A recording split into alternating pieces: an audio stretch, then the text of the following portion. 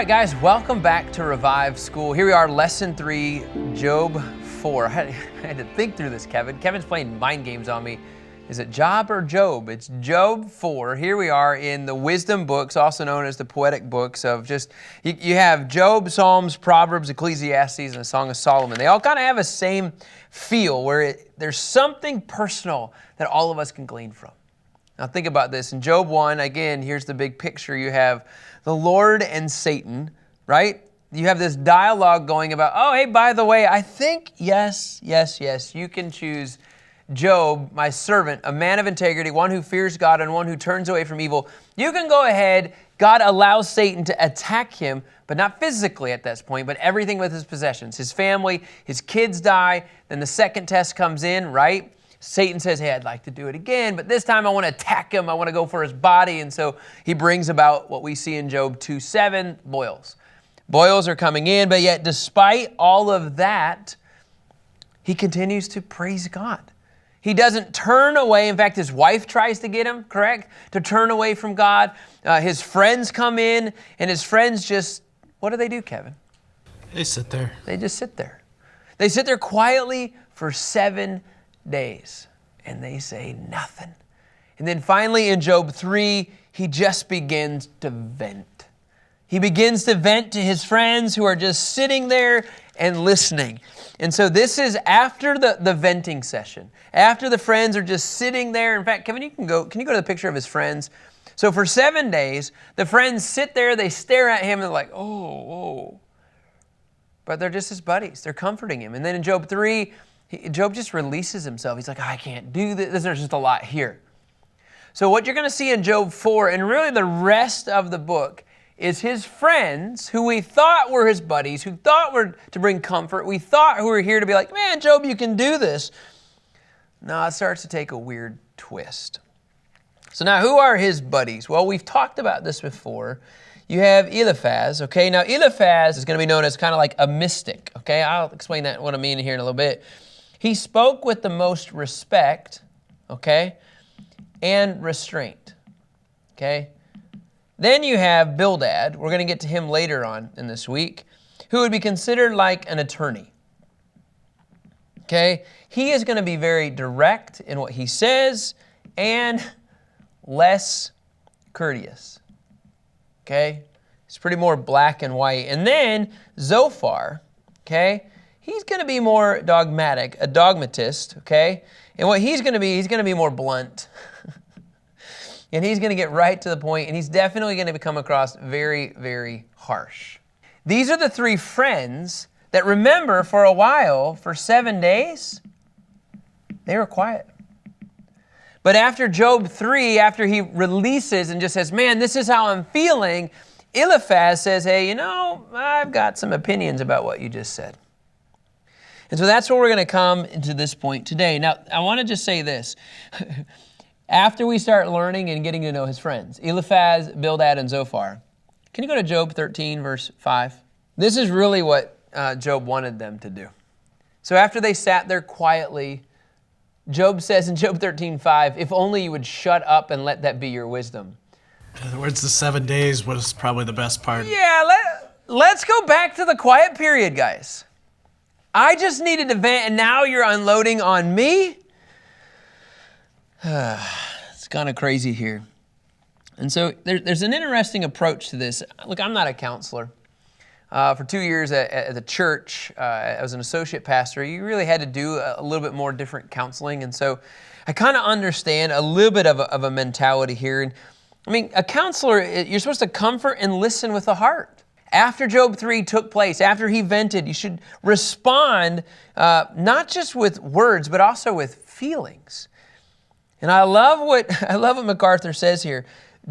You cannot heal a heart. And I think this is really important to write here as we go to today. You don't heal a heart with logic, but with love.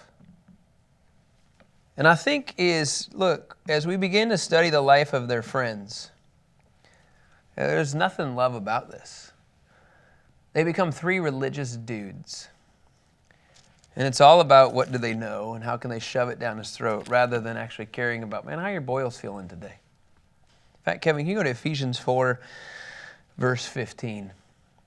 Look, I'm just going to tell you, I am sometimes so driven. The Lord really spoke to me before we began to unpack Job. He's like, Kyle, I need you to be softer.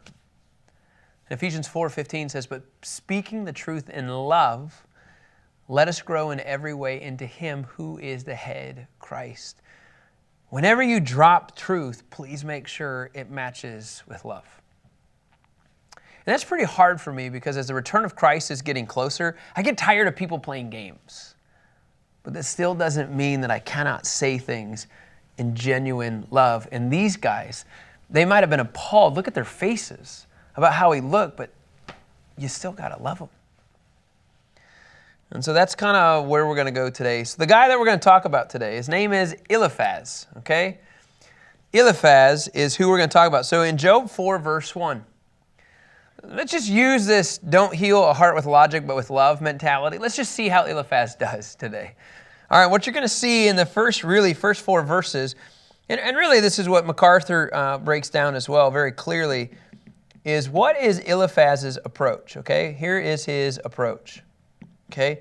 In verses 1 through 4, then Eliphaz the Temanite replied, should anyone try to speak with you when you are exhausted? Yet who can keep from speaking? You know, so right now, this is kind of like, Rich, we've talked about this, the sandwiches. What do we call those sandwiches? Reprimand sandwich. Reprimand sandwiches. That first part is really nice, it's really good. That middle part, no way, man, you let them have it. And then at the end, what do you do, Rich? You soften it back up. Yeah, you kind of soften it. This is what Eliphaz is doing. He's totally softening this. He's trying to be positive. He's even actually being a little bit of gentle. He's not upset at this point. In fact, he says in verse 3, indeed you have instructed many and have strengthened weak hands. Job, like, man, you've done some good things. So this is his approach. But in verse 4, he says, your words have steadied the one who was stumbling and braced the knees that were buckling. In other words, Job, I just want you to let you know. Which one do you guys think is Eliphaz? Let's just start identifying these guys. Probably this guy over here. He looks, he doesn't look as appalled as these guys. So Eliphaz is being complimentary. He's saying, you have done good things for people. In other words, I love what James Moffat said, right words spoken at right time with the right motive can make a difference in the lives of others, and that's what you've done. You've spoken truth, you've spoken love into people, and it's actually brought about stability to those that were buckling knees. In fact, Wiersbe then says, words can nourish those who are weak and encourage those who are defeated. There's nothing worse than somebody that's beat down, they've had a rough day, and you're like, hey, sucks to be you, see you later. No, man, hey, do you need some help? Can I help you? Man, I know it's been a hard day, but man, I really appreciate what you've done for me this week. Your words have steadied the one who was stumbling and braced the knees that were buckling. And that's what Eliphaz does. He actually compliments Job at the very beginning. But you have to be careful about what this looks like. That's just the softening. You want to just say, well, I wonder what political party you work for. Sounds like he's a lobbyist who's beginning to set the stage. Hey, Job, I really like this, but oh, by the way, I'm bringing the hammer. And that's exactly what he begins to do. He brings forth what we would consider his accusation. And that comes in verses 5 through 11. So his approach is soft, but then his accusations come in verse 5. He says, but now this has happened to you. This. You have become exhausted. It strikes you and you are dismayed.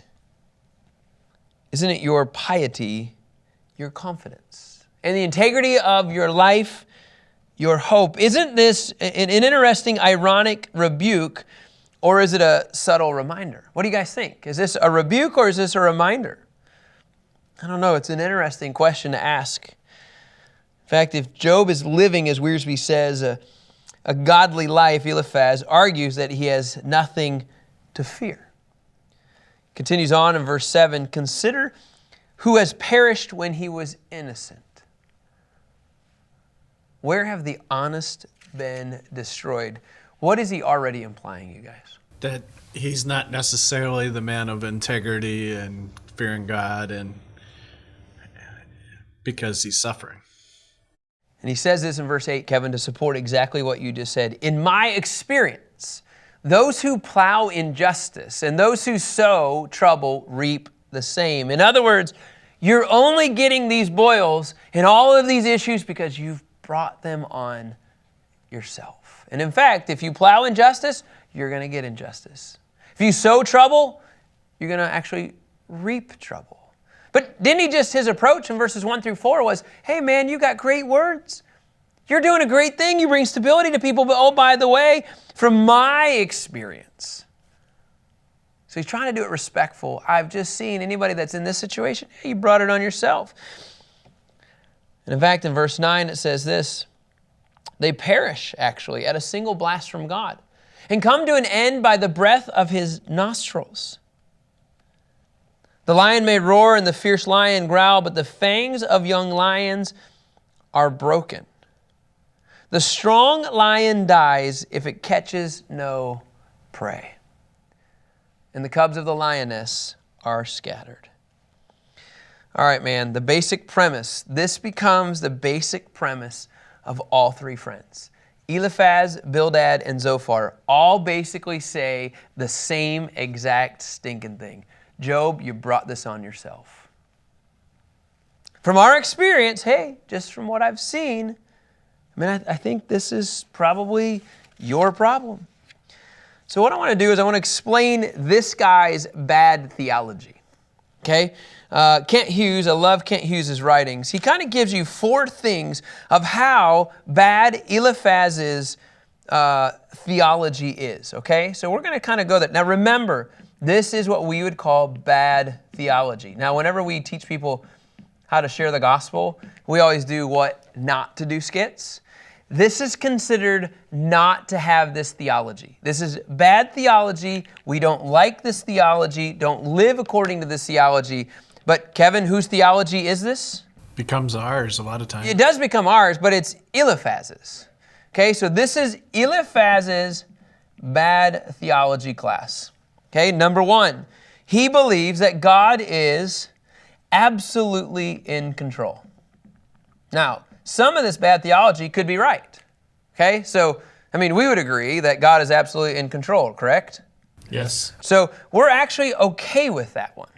Okay, but here's what happens. In number 2, here's what Eliphaz says. God, he also says, is absolutely just and fair. You guys have any problem with that one? The second half. Why don't? What do you mean? Why don't you like that? Well, our idea of fair isn't necessarily God's. In reality, he is just and fair, but it's not the same as our mentality. Right. Just and fair. It's So- a different scale. So in reality, though, God is fair. It's just not how we perceive is right. Correct? Yep. So God is fair. It's just not what we perceive. So in reality, you're still okay with this. It's just our mentality that doesn't seem fair. So we're all on the same page, okay? All right, this number 2, though, for Eliphaz's theology, this is where it begins to get bad. If God is always just and fair, then this is the friends' theology. This is their approach of they look at Job and say, okay, now this is why this has happened. And so this is going to be a little bit longer. So therefore, God always punishes wickedness. And he blesses, what am I going to say? You think? Righteousness. Always. That's our idea of just and fair. That's correct. And in fact, here's what I like about what he wrote here, and not that I agree with it because I don't. If God, but this is exactly what you're saying, Kevin, if God were ever to do otherwise, he would be unjust. just. Right? So this is where Eliphaz's theology went bad. Well, you start putting God in a box that way because you say he has to react this way. Does God always have to punish wickedness? No. Does God always have to bless righteousness? No. But these three friends, at least according to Eliphaz, his whole theology in verses 5 through 11 is, go back to verse 8. If you plow injustice and those who sow trouble, you reap the same. If you do bad, you will get bad. If you do good, you will get good. Like, this is the mentality, and it's always like that. If I work hard enough and I do the right things, God will bless me. 100%, absolutely, Kevin.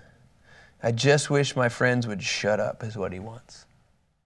Because this is the transition that he's going to have to deal with now from Job 4 through Job 42.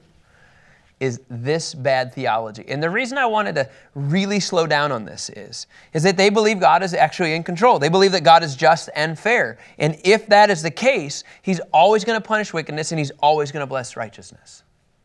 That's really important to understand when you go to number 4, when you go to his last point of bad theology. Okay, so the last point of bad theology is, therefore, if I, or Job, right? If I suffer, I must have sinned. And what? Am being punished justly for my sin. So here you have, you guys, this is where it went wrong. If God always blesses righteousness and punishes wickedness, therefore, if I am going through a hard time with lots of boils, or if I have diarrhea, or if I have flaky skin, or if I have burning of the bones, I must have sinned. So I want to go back just real quick. I want to go back, if we can, Kevin, to verse 8. I want to read through 8, 9, 10, and 11, and then I want to pull back again. I want to explain how this makes sense now of why he would use this argument. Okay, in my experience, those who plow injustice and those who sow trouble reap the same. Okay, now Wiersbe says that judgment, here's what you got to understand. Sometimes then with this thinking, it may be gradual, like the growing of a crop for harvest. So like it's a progression. Okay, they perish in verse 9 at a single blast from God, and they come to the end by the breath of his nostrils. Or God's judgment could instantly be sudden like a storm. So 3 and 4 of his bad theology, it could come gradually or it could come instantly. Now if you go to verse 10, the lion may roar and the fierce lion growl, but the fangs of your young lions are broken. The reality is it could just be a straight-on attack of a lion right then and there. I just like this image of it. It's gradual, it could come right away, or it could be, you've heard people say, oh man, I just got attacked. In verse 10, it actually supports, yes, you could have been attacked. But not based on 3 and 4 of your theology of punish wickedness and bless righteousness. It could just be the enemy is attacking you because God is allowing it to happen. So in Psalm 91, can we go there for a second? And Kevin, I actually want you to start in verse 1 if we can. This is going to seem long, but hang in here for me because here's what happens, you guys. As you walk with integrity, as you walk fearing God, as you walk and turning away from evil, you want to keep the Lord, you want to ask the Lord for protection. So Psalm 91 becomes a prayer for me. The one who lives under the protection of the Most High dwells in the shadow of the Almighty. I will say to the Lord, my refuge, my fortress, my God in whom I trust. So think about this though. Hang on here. Think about this. Like the psalmist is saying, God, you're my refuge. God, you're my fortress. I need you to protect me in this process. And in verse 3, here we go. For he himself will deliver you from the hunter's net from the destructive plague. He will cover you with his feathers. You will take refuge under his wings. His faithfulness will be a protective shield. This mentality, okay, yes, it could be from physical attacks. I mean, it could come from spiritual attacks, but this is I want you to have this understanding. The lion is trying to come. The storm is trying to come. Yes, even well, let's just leave it at that. This is the mentality, and we need to keep praying the Psalm 91 prayer. Lord, will you please be a protective shield for me? Psalm 91, verse 5. You will not fear the terror of the night, the arrow that flies by day, the plague that stalks in darkness, or the pestilence that ravages at noon. Verse 7. Though 1,000 fall at your side and 10,000 at your right hand, the pestilence will not reach you. Verse 8. You will only see it with your eyes and witness the punishment of the wicked. Verse 9. Because you have made the Lord my refuge, the Most High, your dwelling place. No harm will come to you, no plague will come near your tent. For he will give his angels orders concerning you to protect you in all your ways. Why? Because Satan, the fallen angel, is trying to knock you out. You ask the Lord to send his angels. And they'll support you with their hands so that you will not strike your foot against a stone. You'll tread on the lion. I love that. So here you have the lion attack found in Job 4. But if you have this mentality, and I'm not saying, you guys, that God's not going to allow this to happen. I'm just saying when you wake up, Psalm 91, Lord, I want to tread on the lion and the cobra. I don't want the lion to attack me. I want to tread on it. You will trample the young lion and the serpent. Why? I think that's really interesting. Kevin, if you go back to Job 4, verse 10, just for a second. Look at this. It says, the lion may roar and the fierce lion growl, but look at this. But the fangs of young lions are broken. Here's the exact same comparison as Psalm 91, if you go back now. Here you have the young and the old. In Psalm 91, you'll tread on the lion and the cobra. You'll trample the young lion and the serpent. Who is your refuge in this time? And then in verse 14, we're almost done. Because he's lovingly devoted to me, I will deliver him. I will exalt him because he knows my name. Verse 15. When he calls out to me, I will answer him. I will be with him in trouble. I will rescue him and give him honor. Verse 16. I will satisfy him with a long life and show him my salvation. Now you could say, well, man, that could be kind of confusing because if you're looking to bless the Lord, God's going to bless you. All I know is that every day I want to turn to the Lord for Psalm 91. Like God gave this to me April 5th and April 6th of 2001. God, I need you to be my refuge. I need you to be my shield. I need you to be my fortress. And in this, nothing can come my way. And I remind God of that. I can't tell you how many times I've walked through my house. God, I'm reminding you of this promise. Because the enemy would love to come and just send a quick attack on your family. He'd love to come send a quick attack against you. And so as long as you continue to cry out to him, even if the attacks come, you know God is in control. And so here you have Eliphaz, bad theology. He approached it by, hey, I'm a nice guy. And by the way, Job, I like what you're doing, but oh, by the way, your accusations, oh, you would not be doing this unless you've done something wrong. So he has an approach, he has an accusation, and then Wiersbe then just says, finally what Eliphaz says is he brings about his arguments. And he kind of just lets him have it. Verses 12 through 21, we'll put it there. He says, a word was brought to me in secret. My ears caught a whisper of it. Well, how do we know that this is even true? Eliphaz all of a sudden has an experience that maybe he had a vision, maybe he heard a message. What was the message? Was this message a direct revelation from God? But it just seems like he has credibility just because he says something came to me in secret. Like anybody can do that. Well, Eliphaz does. And he says, among unsettling thoughts from visions in the night, in other words, I've seen things from the Lord when deep sleep descends on men. Fear and trembling came over me and made all my bones shake. A wind passed by me and I shuddered with fear. And so he's trying to build credibility with what he's going to say.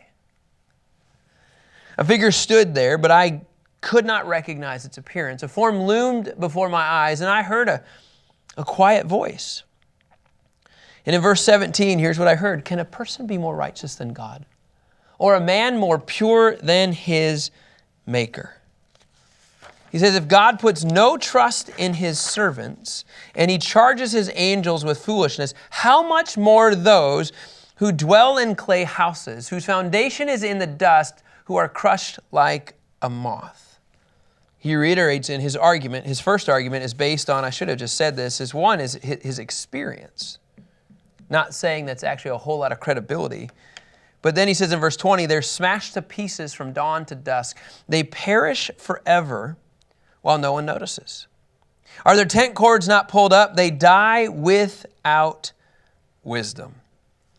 And what you see really is then he begins to make an observation in chapters 5, 1 through 7. So his arguments become experience and observation. So Kevin, what do you think his whole point in his arguments? What's he getting at here, you think? I think he's just pulling it out of his own head. Like he's not. It's not. He's just trying to make something up to try and come up with an answer which Job has not asked for. Yeah, he just vented. Yeah, he just vented, and he didn't ask, hey, what do you guys think? And I think Eliphaz is just saying, this is what I think. So Eliphaz over here, he's just speaking in, right? He has an approach. He has these accusations. Now he has these arguments based on experiences right now that we know of. And here's what I think is interesting. You remember when Satan twisted Scripture just enough before Jesus that it sounded right? Like, hey, do you want this? Well, all you have to do is this. Hey, are you hungry? Do you want to eat this? All you have to do is this. And so it was just enough twist. That's what I think he's doing here. And I love what Wiersbe says. He says, Eliphaz is not telling the whole story here about God and man. Yes, man does live in a house of clay that does turn to dust. And yes, man's life can be snuffed out like swatting a moth or pulling down a tent. Like it can just instantly, it can happen like that. But there's another picture to all of this that he doesn't say. There's not remember we talked about the sandwich? He doesn't have a good part of the end. He has, hey, here's positive, here's some bad, but where's the bottom part? The bottom part he actually leaves off of his message. But remember, man is actually made in God's image. And the God who made him is a God of grace and mercy and justice. And so automatically he puts Job in this posture of like, you're nothing, you're worthless, he can just crush you. Or he actually made you in an image to look like him. And so it's kind of this weird twist of messages. In Eliphaz, you know what it really comes down to? He just wants to vent. This message of Eliphaz, in a time of suffering for his friend Job, he says, oh, I'm actually kind of delighting in this. You're wrong, I'm right. When a spirit of religion kicks in, you will not see comfort. You'll only see logic. You'll only see law. You will not see love. And all I want to just challenge you guys with is don't heal the heart with logic, but with love. Kevin, can you go to Ephesians 4, verse 15? We have the best model out there. Ephesians 4:15 says this, but speaking the truth in love, and can I just tell you, speaking the truth in love doesn't mean it has to be like super always encouraging. Like it can be refining. Do you know what I mean?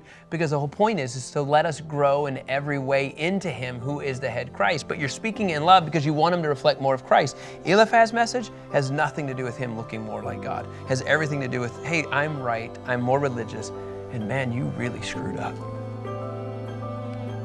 You want to know why? Because it starts with bad theology. Eliphaz had this perspective that if he's always right, God will always bless those that are right. Man, I don't see that in my life. You want to know why? Because it's works-based. It's not love-based. All right, guys, that's Job 4, lesson 3 from the Wisdom books. We'll talk to you tomorrow. Have a great day.